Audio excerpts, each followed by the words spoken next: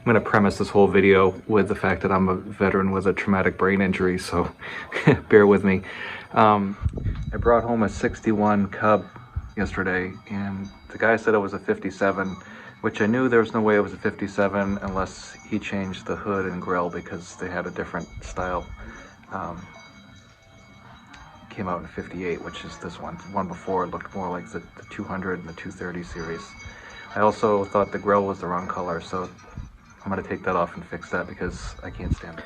But I do want to go over a couple first impressions, even though the ammeter here shows it's charged, but the tractor's off and not running at the moment. Also, the lights are missing.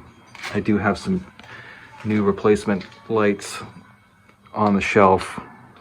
The blade mounted in the center was hooked here with this bolt, which I knew to be wrong. I've got it's a boomerang thing that one of the guys on the Facebook group sent me a picture, so very appreciative of the correct way to put that on.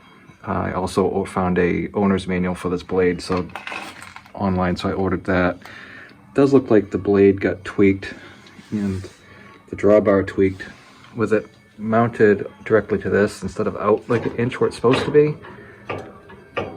I feel like it was putting too much stress on the left side, so hopefully when I get that back, that'll fix that. Brakes do work, but they stick down, so I've got new springs to put on that. Clutch is all good. The motor runs good. It had a very amateur paint job, and it was all scaly. Like they didn't wire brush anything, and they just threw some paint on it. It's very clean, so there's not a lot of oil leaking. Also, I don't see any grease in the fittings, although the engine oil is brand new, so that's either good or bad. You can see the muffler here where somebody just, I don't even know what, I can't even explain what's happening here. Does have new rubber on it. The guy ordered a new throttle plate that goes here because this doesn't stick, and so I'll take his word for it that he's going to bring it to me. I noticed it was cold-blooded when I started it, and my 78 Cub has a choke like this. But then, at further glance, I noticed it's not hooked up, and so I do have another choke rod that I'm going to put on, so it'll be like the choke on my 48, which is just like that. So it does have a new kill switch on it, but you can see the light switch is missing. It has the original wires in there. I've got another wiring kit for a Cub somewhere in my boxes. So once I get this tank off, I'll see what's going on with the wire and then probably replace everything that needs it. The steering wheel's okay. It's not that great. I really think this tractor spent a lot of time outside by the looks of the pits in this seat. And even though my 48 does not have an original seat on it, I kept all the original stuff off it and converted it to that because it's way more comfortable. I have all the pieces, parts on pallets underneath my barn. I've got like 6 pallets of Cub parts. So I'm gonna take this seat off and do the same thing with that. And I think in 61 that was an option. Correct me if I'm wrong, but I mean, I know in 48 it wasn't, but don't care, it's way more comfortable. I'm more interested in comfort than I am in being super correct. Anyway, the PTO works. It doesn't like pop out of engagement when you turn it on. I have most of the stuff for the plow, although it didn't come with a depth control lever. I do have one. The guy had no idea what I was talking about when I told him about the depth control lever that goes over here. It does have the latch bars on it and the chain hook for the plow. Fenders a little bent, but they're really not too bad. I think I can just blast them and put some new IH red on it and it should be good to go. And so I'm changing out the shifting lever anyway to the bent one, so don't care about that.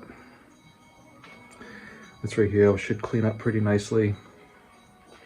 And I don't know if in 61 they had a grease fitting. there's a hole for it, but there's a hole on my 48 too where they probably just dumped oil in it. I could probably add one. I'm not too worried about that. Overall, it's a pretty decent tractor. The new rubber on the back, the rubber on the front is cracked, but they hold air. This one, for some reason, looks like it's towed in a little bit. And maybe just the bearings aren't that great, I'm not sure. Everything's good. I saw there's a weld here. But otherwise, everything looks pretty straight, pretty good. And so, more to follow. But this is her. All the emblems are on there, and if you've ever checked, you know, how much it is to replace those, it's like cheaper to buy another tractor, almost. Oh, and the last thing I did notice, I forgot to check it when I bought it, but it wasn't leaking. I did check for leaks, but it looks like, man, that's really cobbled up under there. And I had an M, I had a 39M that was just as bad. It was like, it was horrible. And I put some, you know, it's JB Weld. It's, hold on a second, I'll show you. So, yeah, don't laugh at me. This stuff works pretty well. It's not a permanent fix, but it holds for a while.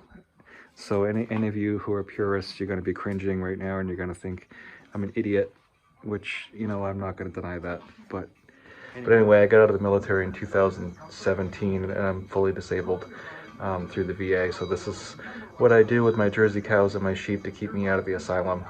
And I think it's working. I do get a lot of joy out of these, even on the worst day of working on tractors is still fine. I'm still here and kicking. So more to follow. Thanks for watching, and talk to you soon.